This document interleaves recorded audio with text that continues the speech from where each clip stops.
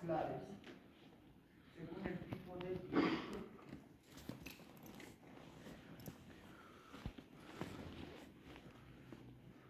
Componentes histológicos. El diente es un órgano que está constituido por los siguientes tejidos.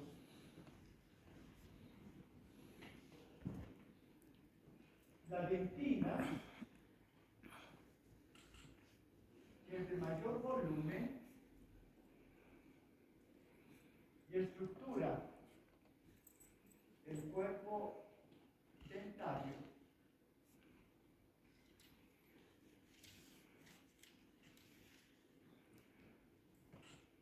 El esmalte, que recubre a la porción coronaria de la dentina.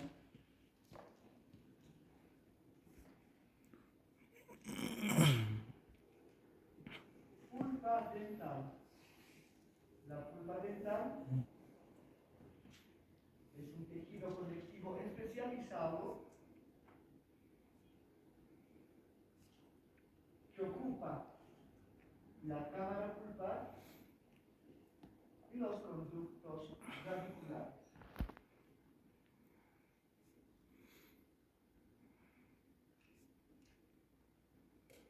Bien, esos son los tejidos del diente.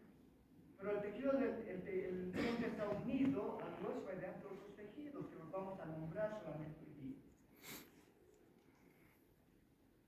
Bueno, el cemento, que si bien forma parte del diente, también forma parte del periodonto de inserción. El cemento es un tipo de tejido mineralizado que recubre la dentina radicular. Entonces, básicamente esos son los cuatro tejidos del diente. ¿Verdad? Si bien el último forma parte del periodonto de inserción, que vamos a ver luego, también estructura el diente. Luego, tenemos al ligamento periodontal, que es un tejido conectivo especializado que une al diente con el hueso alveolar.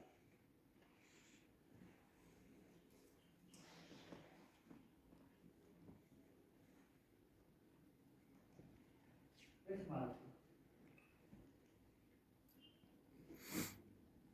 El esmalte es el tejido dentario de origen ectodérmico y que tiene las siguientes propiedades físicas. Dureza.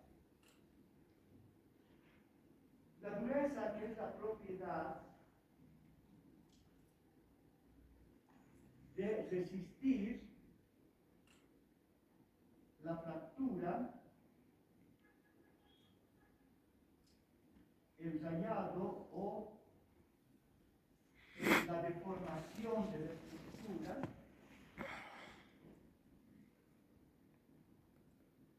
es bastante elevada en el esmalte. Existe una escala llamada escala de Mohs, que ha calculado la dureza de todos los elementos de la Tierra. Y en esta escala de Mohs, el esmalte tiene un número de 5 o un nivel 5, el esmalte dental 5, tomando en cuenta que el talco, que es el tejido, es el elemento más suave, tiene una escala de 1, y el diamante, que es el elemento más duro de la naturaleza, tiene una escala de 10. Entonces el esmalte dental está, si se fijan, justamente en el medio. Es un tejido bastante duro por eso. El esmalte es capaz de soportar, antes de fracturarse,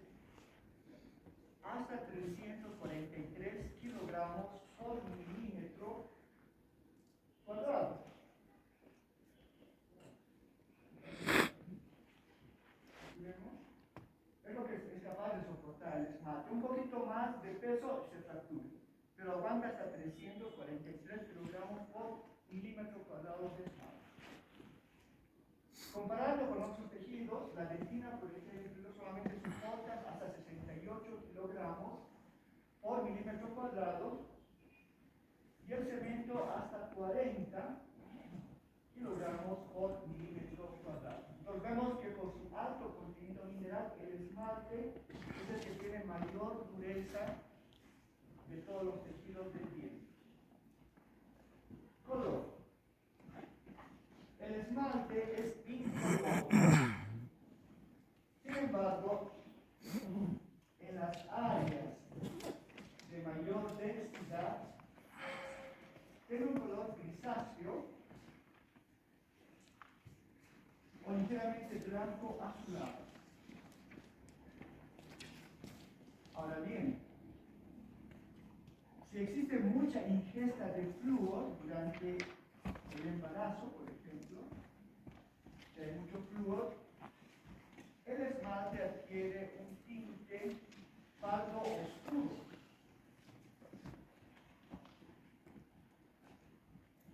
Translucidez. El esmalte, por su alto contenido mineral, es bastante translúcido. Eso significa que es capaz de dejar ver lo que está por debajo, ¿verdad? Como un vidrio esmerilado más o menos. Solubilidad. El esmalte es capaz de solubilizarse cuando el pH es bastante bajo, cuando baja el pH en la cavidad bucal. El pH generalmente cuando baja a nivel de 5 empieza a disolverse el esmalte, o sea, a solubilizarse. ¿Bueno? Sin embargo, por ejemplo, la protección del flúor tópico, la protección del flúor tópico, ¿verdad?, en los niños, ese flúor es capaz de revestir al esmalte para evitar su solubilización. Pero se hace la fluorización para evitar que el esmalte se vaya solubilizando por ese envase. Por eso las aplicaciones de flúor son para los niños. Permeabilidad. El esmalte es muy poco permeable,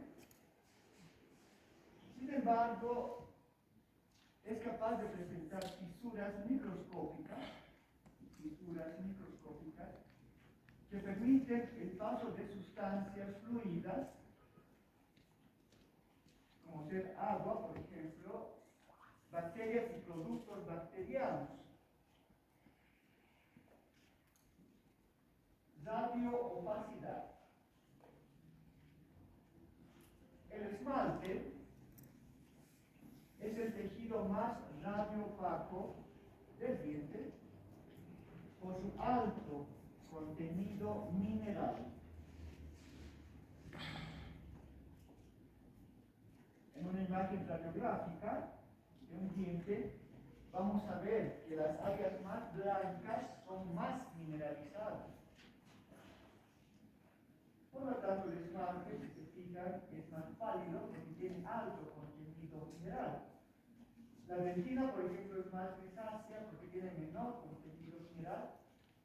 En relación al esmalte, obviamente la pulpa dental es un tejido blando, por eso es muy radiolúcido, o sea, el menor contenido mineral más oscuro en la radiografía.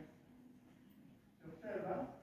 Y los otros tejidos, por ejemplo, el cemento, tiene más o menos una radiopacidad muy semejante a la del hueso.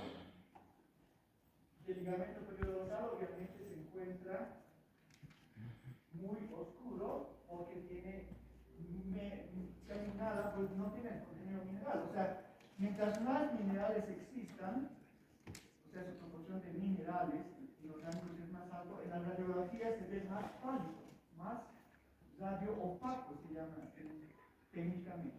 Entonces, el esmalte es el tejido más radioopaco del diente en comparación con los demás tejidos del diente.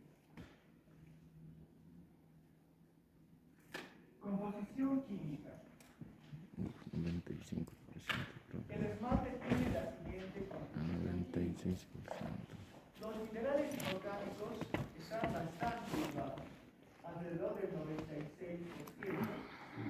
en tanto que el agua apenas ocupa el 3% y la matriz orgánica el 1%.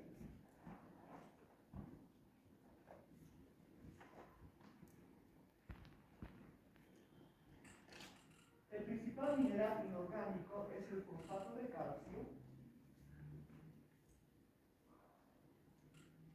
que se dispone estructuralmente en forma de cristales De hidroxiapatita. de hidroxiapatita. Esta es una imagen con el microscopio electrónico justamente de los cristales de esmalte o cristales de hidroxiapatita. ¿Verdad? Además del fosfato de calcio, existen menores cantidades o mínimas cantidades de calcio, carbonato, sulfatos, potasio, magnesio, hierro, manganeso y flúor.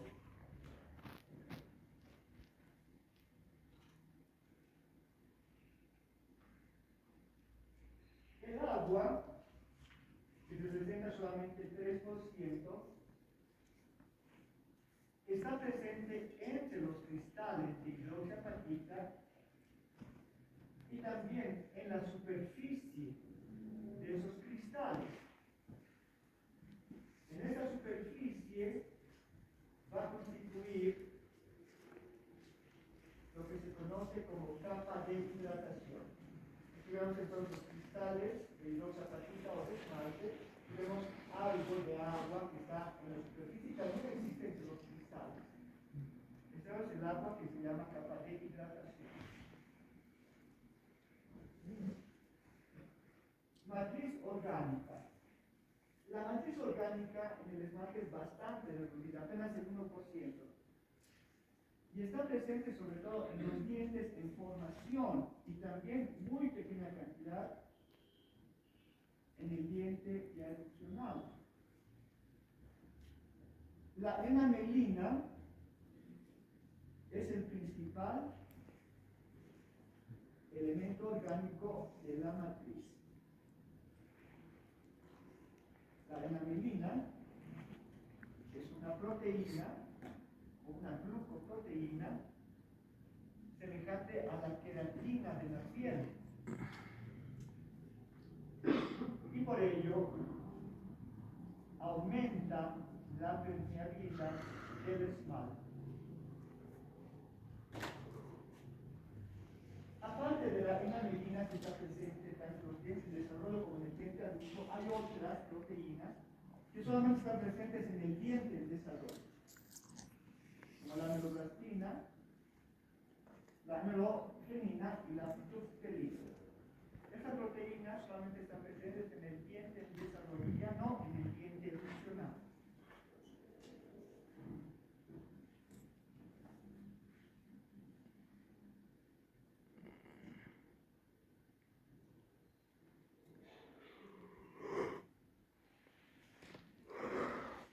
Estructura histológica.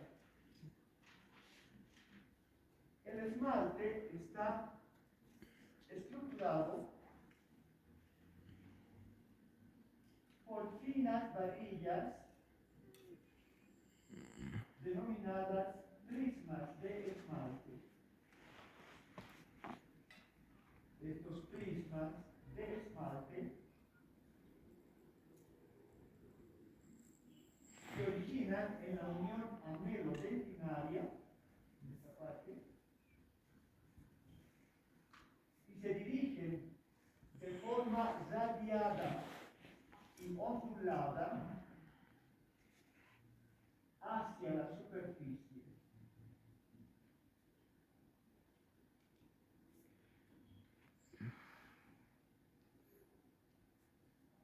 Estos prismas de esmalte, en el esmalte externo, o sea, lo que está hacia afuera,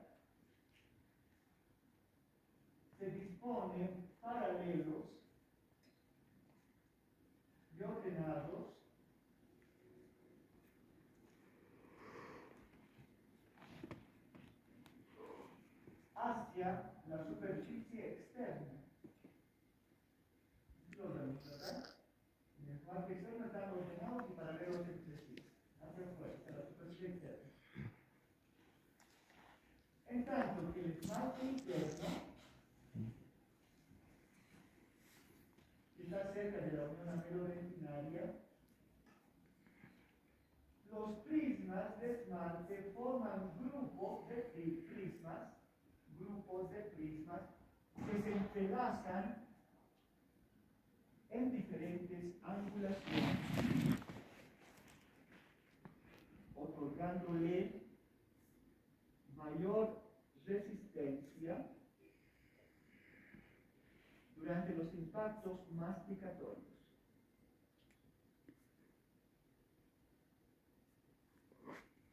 Entonces aquí vemos el esmalte externo, podríamos decir que es un poquito menos resistente por su disposición, en tanto que el interno es más resistente también por su disposición intercruzada.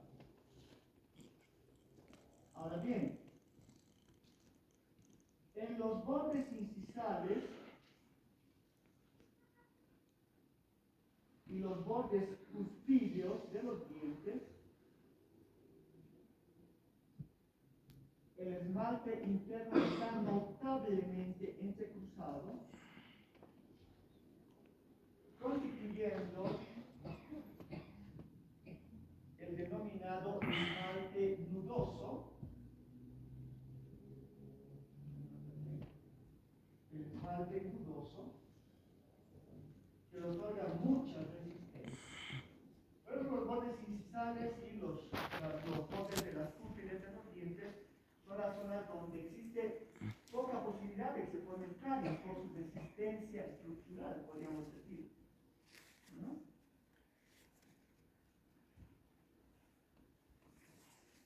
Ahora bien, la forma de los prismas de esmalte guarda relación con el plano de corte.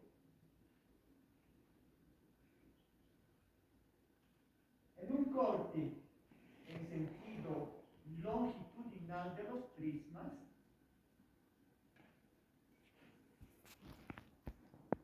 estos prismas de esmalte van a tener la forma de finas varillas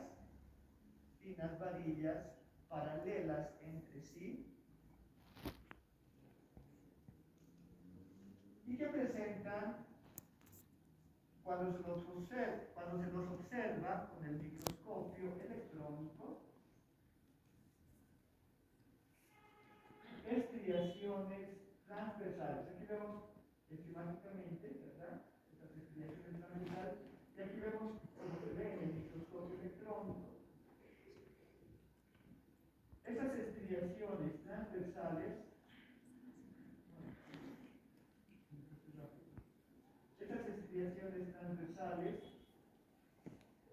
son el resultado del depósito de matriz orgánica durante la amelogénesis. Pero eso es muy regular, estas estriaciones transversales. ¿No? Representan el depósito de matriz orgánica durante la formación del esmalte, ¿no? Durante la amelogénesis. Ahora bien, cuando se hace un corte en sentido transversal, aquí veremos para que lo entiendan mejor, este es un corte del diente, ¿verdad? Aquí el corte está en sentido longitudinal, pero vemos el corte en sentido transversal de los prismas en otro plano de corte. El primer corte es en sentido, el otro corte es en ese sentido, ¿verdad? Cuando vemos el corte en sentido transversal a los prismas,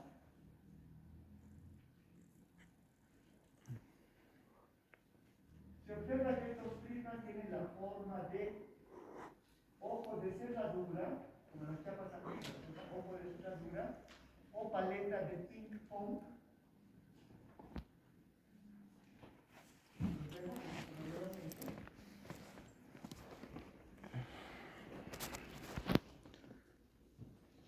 Y estos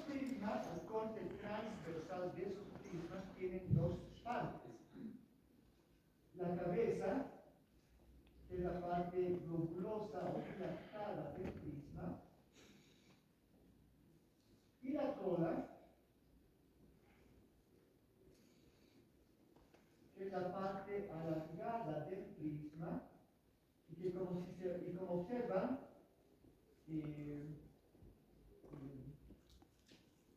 va a rodear pues, a la cabeza. Bueno, aquí vamos, ¿verdad? La cabeza y la cola. La cola se localiza entre tres cabezas de prismas adyacentes.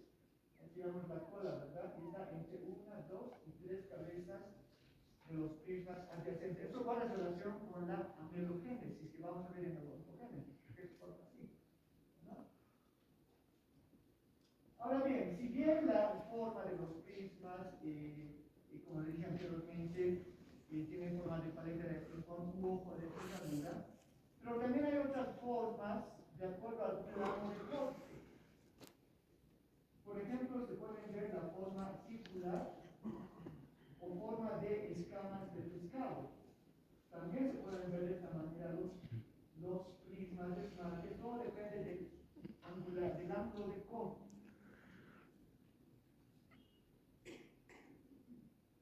Ahora bien, esta es una imagen al microscopio electrónico de barrido, justamente de los prismas de esmalte. Vemos que tienen una parte globulosa que es la cabeza y una parte alargada que es la cola. Si nos fijamos, la cola se encuentra entre tres cabezas, una, dos, tres cabezas adyacentes. Ahora bien, también el prisma tiene dos zonas que guardan relación con su contenido mineral. El núcleo prismático y el límite prismático.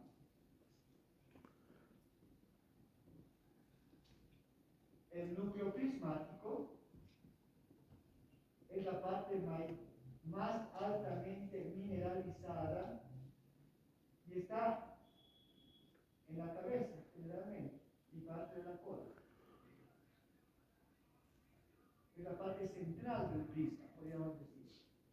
En tanto que el límite prismático es la parte periférica de ese prisma y que tiene menor contenido mineral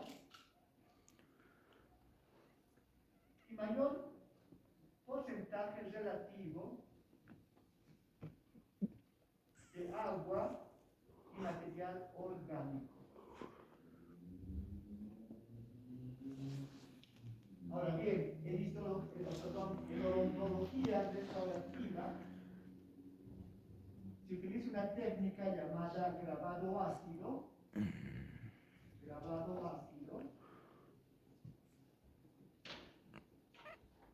que utiliza el ácido fosfórico diluido sobre estos prismas para formar microporosidades retentivas que permitan colocar el material de restauración y fijarlo mecánicamente.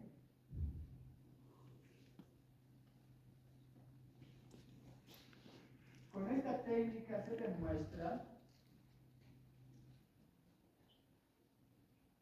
que el grabado ácido, es decir, la descalcificación, se produce sobre todo en el núcleo del prisma y muy poco, casi no nada, en el límite del prisma. Bueno, eso es lo que van a hacer ustedes cuando estén trabajando en la clínica. A veces hay caries tan pequeñitas que no atraviesan la dentina, solamente están en el esmalte. Y hay que colocar un material plástico para reparar esa caries, ¿verdad? Se hace la limpieza correcta y se coloca este ácido fosfórico en los bordes y se forma, como aquí vemos, microporosidades, porque si colocaríamos el material se caería, ¿verdad? Hay que formar un anclaje mecánico.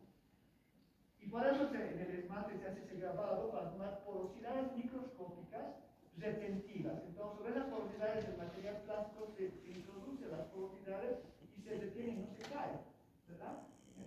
técnica de grabado ácido. En esta técnica lo que saben es, histológicamente, lo que se descalcifica, lo que se graba es el núcleo del prisma y no tanto el límite.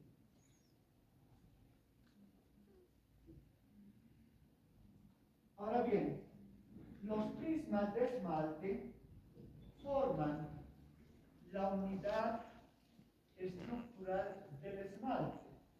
O sea, ¿cuál es la unidad estructural del esmalte? El prisma de esmalte. Y estos prismas de esmalte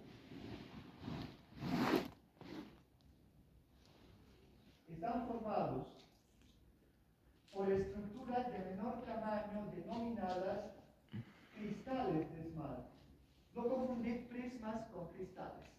Los prismas son las unidades estructurales y los cristales son cosas más pequeñas. ¿No? Entonces, los cristales de esmalte, también llamados cristales de hidroxiapatita,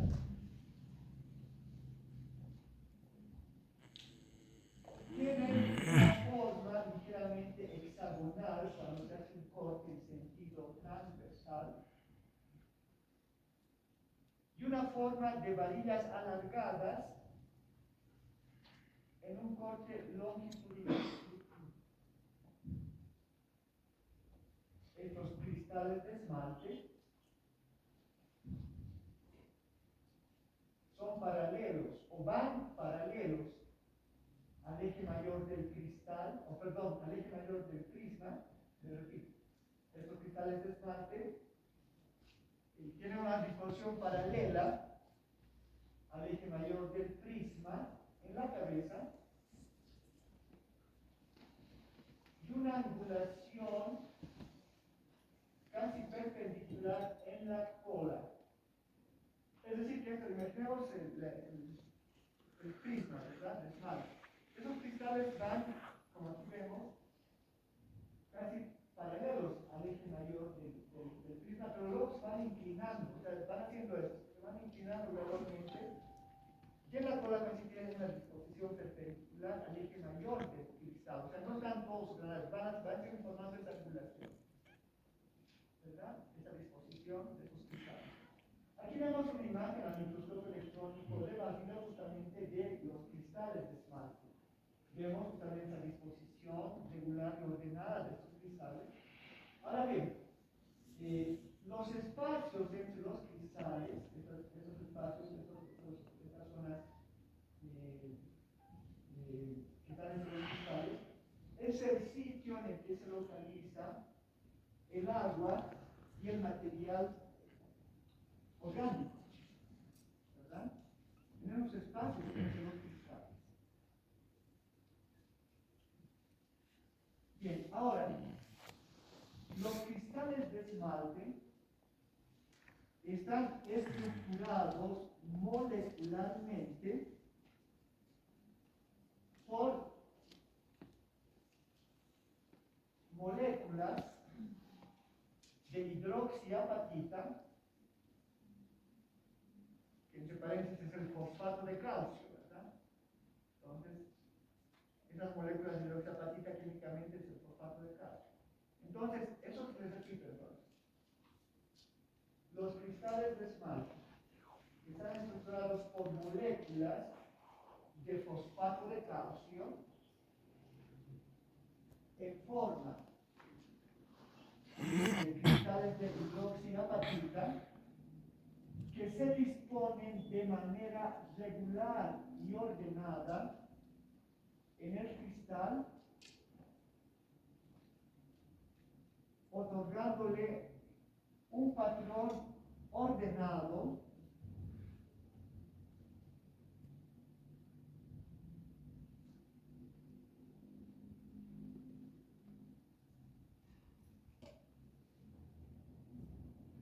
que en el microscopio electrónico se conoce como celdillas ubicadas. Entonces, estamos viendo de lo grande a lo pequeño, ¿verdad? Aquí vemos los prismas. Esos prismas están estructurados por cristales y los cristales están estructurados por moléculas de fosfato de calcio en forma de cristales de hidroxiapatita, ¿verdad? O sea, que se disponen formando un patrón regular que al microscopio se conocen como centellas unitarias.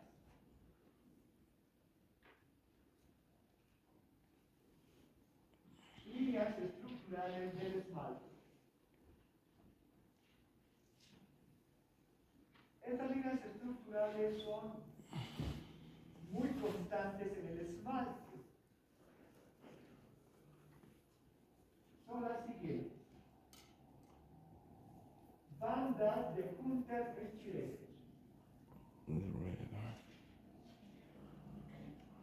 Las bandas de Hunter Streicher están presentes en el esmalte interno,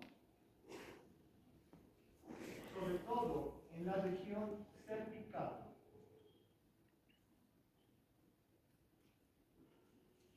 Estas bandas se producen por el entrelazamiento de grupos de prismas en diferentes angulaciones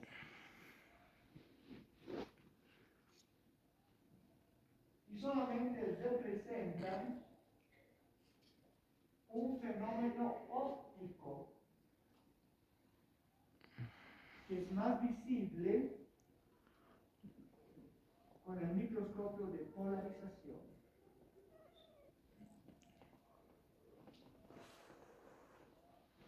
En los cortes sin descalcificar estos grupos de prismas aparecen como bandas oscuras y pálidas alternantes. Bandas oscuras y pálidas alternantes. Las bandas oscuras se conocen como diazonas y las bandas pálidas se conocen como parazonas. ¿Bueno? Entonces aquí vemos una imagen justamente con el microscopio electrónico, o perdón, con el microscopio de polarización, justamente del esmalte a nivel del cuello, más o menos, de la parte central. Y vemos que estas bandas del punto de vista de que son bandas claras y oscuras alternantes. Las oscuras son las diazonas y las pálidas las parazonas. ¿Qué se presenta? Un fenómeno óptico simplemente, por el entrecruzamiento de grupos de prismas en diferentes angulaciones. Entonces, con el efecto de corte, algunas zonas se ven oscuras, otras se ven pálidas. Es lo que vamos a ver también en las prácticas. Estrías de Retzius. Las estrías de Retzius, también llamadas líneas o casquetes de Retzius, son líneas incrementales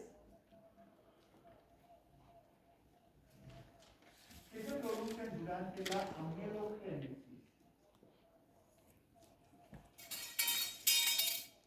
Esas estrías de Retzius, líneas incrementales o casquetes de Retzius, los nombres,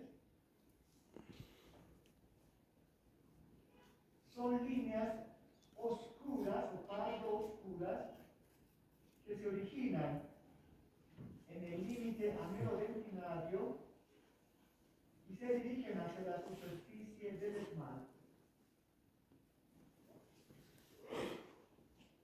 Estas líneas representan los depósitos rítmicos de matriz orgánica. ¿No?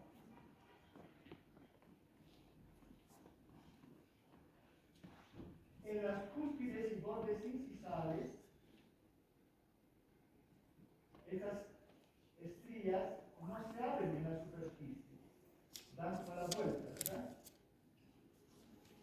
Pero en el esmalte, sobre todo del tercio cervical, estas estrías se abren en la superficie, se abren en la superficie, constituyendo las llamadas líneas de imbricación. Aquí vamos a decir el derecho que se abre y esa apertura es una estría que se llama línea de imbricación. entre dos líneas de imbricación se forma una especie de rodete poco marcado denominado periquematía. Periquematía. Entonces aquí estamos viendo, ¿verdad? La apertura de esas estrías de Lexus son las líneas de imbricación, y entre dos líneas de imbricación esta parte más convexa se conoce como periquematía. Estas periquematías son más observables en los dientes recién erupcionados, en los dientes de leche, por ejemplo. Pero luego con la masticación se van perdiendo, se van eliminando estas periquematías. Aquí vemos justamente estas líneas, ¿verdad? Esos como rodetes que van saliendo y que se los puede ver inclusive con gran aumento, ¿verdad? Aquí, eso es la superficie del esmalte y se ven las periquematías, es como saliencias, ¿verdad? Que forma el esmalte. Es una imagen justamente al microscopio fotónico de estas estrías de leche, vemos que van desde la línea ameloretinaria hacia la superficie. Son líneas bastante regulares y ordenadas, como les repetimos, es por el depósito de matriz orgánica durante la amelogénesis. Se van depositando líneas. De esta imagen de esas líneas estrías, el corte en sentido transversal. Cuando este es un corte en sentido transversal, parecen como los anillos circunferenciales de un árbol. Eso lo vamos a ver también en la práctica. Línea neonatal. La línea neonatal es una estría de tercio acentuada producida por el traumatismo del nacimiento y que delimita el esmalte formado antes y después del nacimiento. Esta línea está presente en todos los dientes primarios de la región primaria y solo en las cúspides mayores de los dientes permanentes.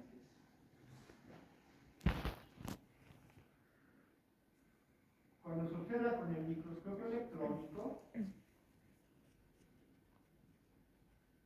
estas líneas, o esta línea de línea neonatal, solamente representa un cambio brusco en la orientación y grosor de los prismas.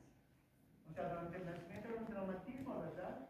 Entonces, se está probando el matrix, da como una desviación en la angulación de esos prismas formados. Y esas angulaciones coincidentes van a formar esa línea neonatal. O sea, es un cambio solamente brusco de la orientación de los prismas en formación.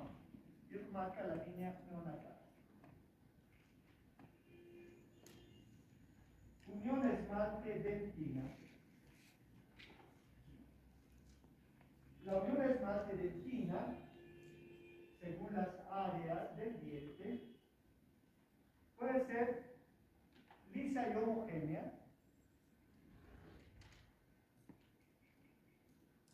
Sin embargo, en algunas áreas como las cúspides y bordes incisales, puede tener la forma de cúpula, cupuliforme. No puedo pronunciar eso que pasa. La forma de cúpulas, ¿verdad? Cupuliforme. Entonces vemos que el esmalte y la dentina y forman como cúpulas, ¿verdad? Entonces el esmalte forma las partes salientes y la dentina las partes cóncavas. Y hay una especie de trabazón mecánica. Por eso en bordes incisales y cuspillos hay más anclaje entre esmalte y dentina. En las otras regiones es más lisa, ¿no? Como en este caso.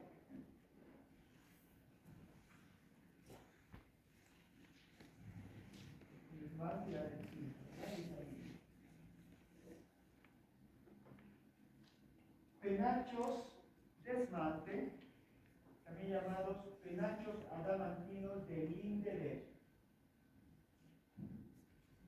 Estos penachos se originan de la unión amelodentinaria y penetran un corto trayecto en el esmalte. Representan un defecto en la amelogénesis y está formado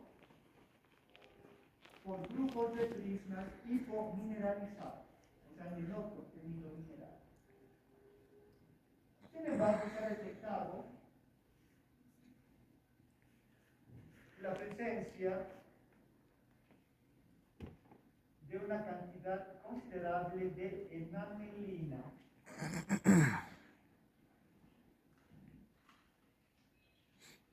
En los cortes histológicos adquiere la forma de manojos de hierba. Aquí vemos, ¿verdad? Es como un conjunto de hierba. ¿Verdad? Aquí vemos. Es un ramito de hierba. Estos son los machos de Linderer. Laminillas de esmalte. Que las laminillas de esmalte también son líneas hipomineralizadas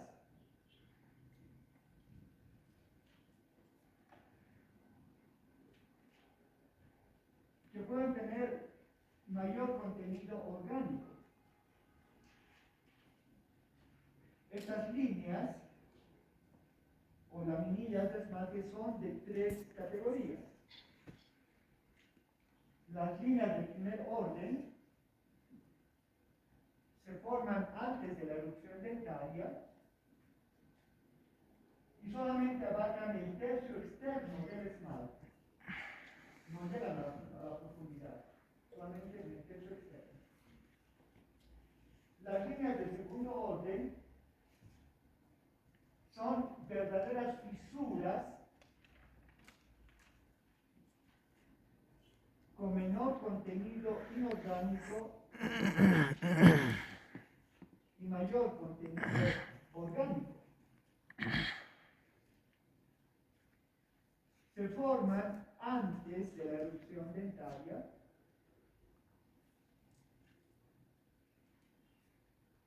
y pueden contener material orgánico proveniente de la saliva, algunas células epiteliales y también restos del órgano del esmalte.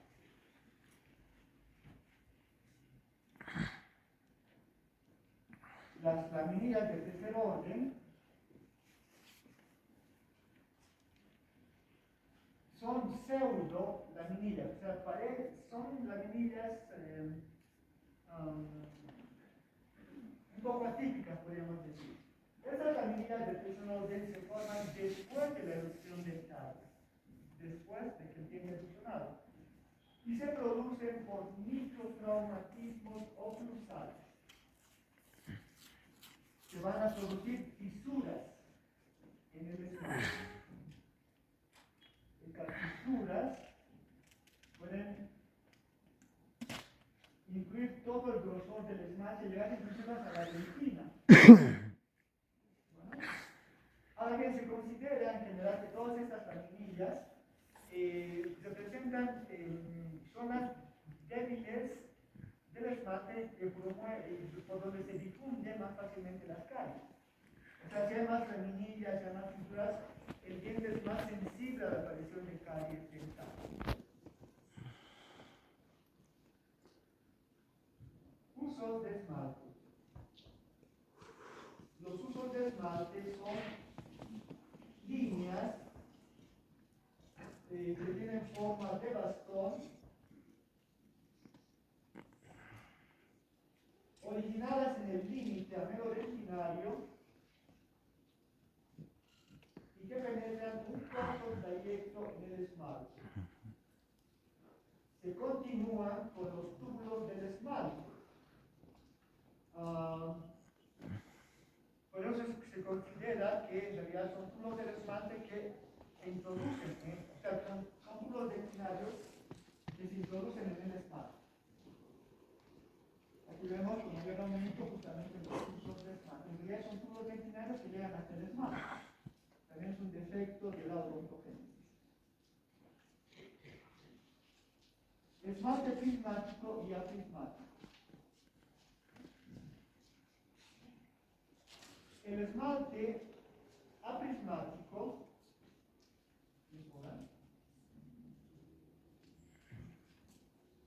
bueno, nos quedan 5 minutos más. Quisiera acabar el tema, me nos falta 2 diapositivas más. Y ahí lo dejan, por favor, los que han aplicado las vistas, ¿no? Pero entonces el esmalte aprismático es el que no tiene un patrón prismático y está localizado en la superficie del esmalte y en el límite o cerca del límite amelodentinario. El esmalte no tiene forma de prisma y es paralelo a la superficie externa del esmalte. En tanto que el esmalte prismático es el de mayor volumen y tiene un patrón prismático. Ahí se ven los prismas.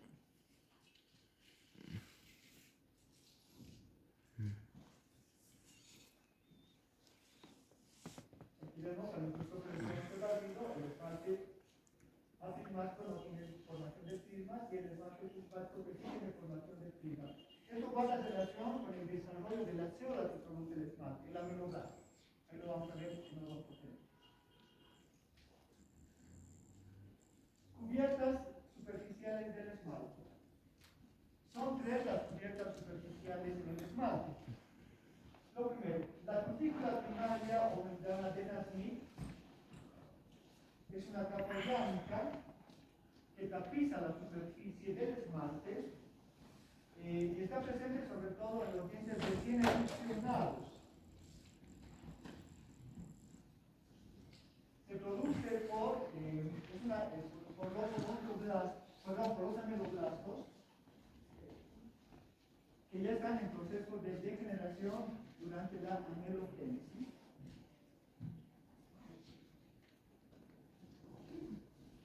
Y también puede incluir a los restos del epitelio externo del órgano del esmalte, que se conoce como epitelio reducido del órgano del esmalte. Entonces, estas membranas de la filocutícula primaria, pues en realidad se va desgastando con la masticación, o sea, aparecen los dientes recién erupcionados, al ir masticando se va eliminando. La película adquirida.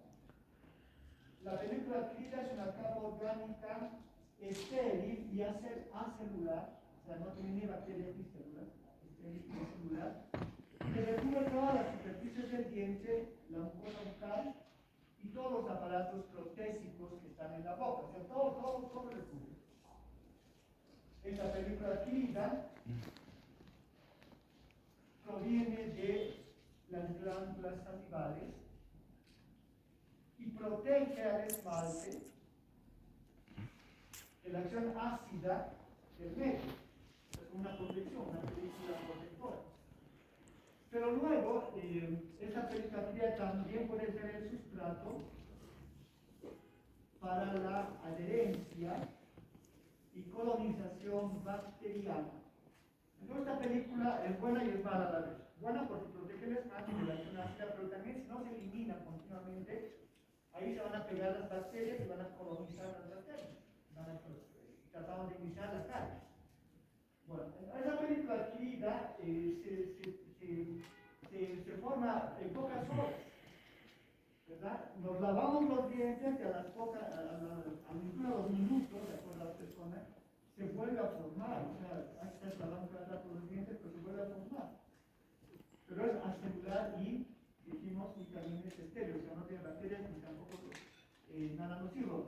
Pero sí puede pegarse las bacterias y formar una colonia o colonización bacteriana. Por eso hay que lavarse los dientes continuamente. ¿Verdad? Si se elimina continuamente, no se coloniza todavía con bacterias. Si se la deja mucho tiempo, un día, por ejemplo, siempre se coloniza bacterias. Biofilm o película es la tercera capa. Biofilm o biopelícula. El biofilm o biopelícula es una capa orgánica producto de la colonización bacteriana de la película adquirida. Es lo que les decía anteriormente. La película adquirida está ahí bien, no pasa nada, pero si llegan bacterias, ya se forma la llamada placa bacteriana. Se llama biofilm o biopelícula. Este biofilm o biopelícula simplemente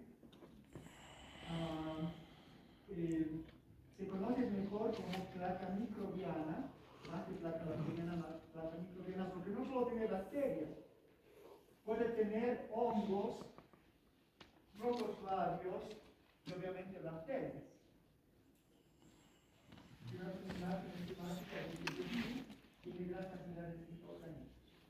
Ahora bien, el biofilm o biopelícula va a producir la aparición de caries dental y de la enfermedad periodontal. Tanto la caries y la enfermedad periodontal son la causa de la pérdida de dientes. Bueno. Bien, entonces con esto acabamos el tema. Solamente quería decirles, con esto acabo de que me vayan entregando sus fichas, que actualmente se ha descubierto que se puede restaurar el esmalte